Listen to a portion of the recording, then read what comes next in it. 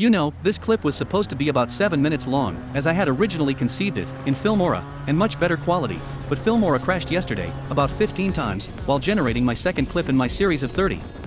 So, I'll take it as a sign that I need to abandon this challenge, and will continue to post weekly, that is, as soon as I can, since, for now, my logs are to the support team at Wondershare. Sfântul Gheorghe, or St. George in English, a resort in the making at the mouth of the Danube into the Black Sea. St. George is a commune and port in the Danube Delta, the village at the most extreme inhabited point in Romania.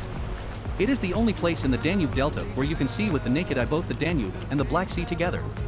The Danube spill into the sea is absolutely fascinating, the beach being made of the finest shell sand over an impressive expanse.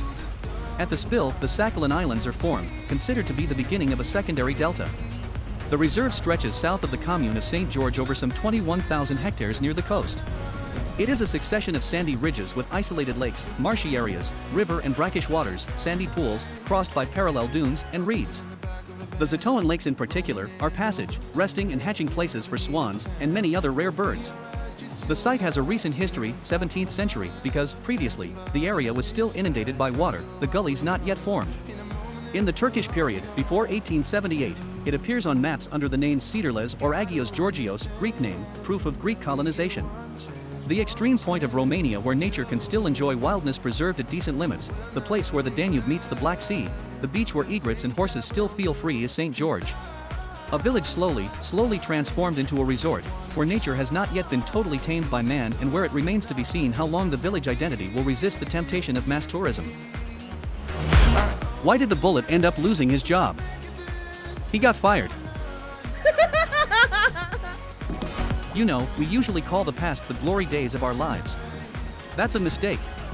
It is very important to understand that every moment in our lives is that golden moment. Why should you never trust stairs? They're always up to something. Sand is not the most popular surface people choose to run on. But running on sand can improve your performance. The sand moves when you step on it, and so tests your balance and coordination. Your body has to adjust immediately, from the position of your feet to your hips, to keep running. Running on surfaces that are always moving tests your body's ability to orient itself in space. While it may seem challenging at first, over time your body will adapt and your feet will step where they need to so you won't get injured. The sand absorbs energy from the way you step, so you don't have to put in extra effort. On harder surfaces, many of the structures in your feet act like elastic bands that absorb energy when you land and help you move forward. On sand, your muscles have to work harder to maintain the same pace, so it's an ideal surface to challenge yourself. Sand is a soft ground for your feet, which means the forces that impact on your feet when you land are not as strong. So your joints and bones aren't as stressed. When you ask different things of your body in your training sessions, it is challenged and learns to stay stronger and more adaptable. Article taken from redbull.com. What kind of shorts do clouds wear? Thunder pants. Can't motivate yourself to run? Follow these tips from Mark Pert. If the motivation to tie your shoelaces to get out for a run is giving you a headache, you may be putting too much pressure on yourself. Try to avoid comparing yourself to others and what they achieve in their runs. The only person you have to answer to is yourself. Run at your own pace, enjoy it, and make the experience as comfortable as you want it to be. You decide if you want to run full speed, if you want a more relaxed pace, or even if you want to walk. Whether you run a kilometer or 10 kilometers, it doesn't matter, just be yourself.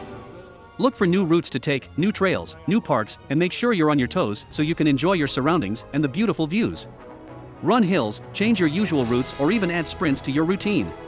Sometimes, it's good to get back to basics and get your head out without any waiting, run without a GPS, without a set route, and without a certain distance in mind.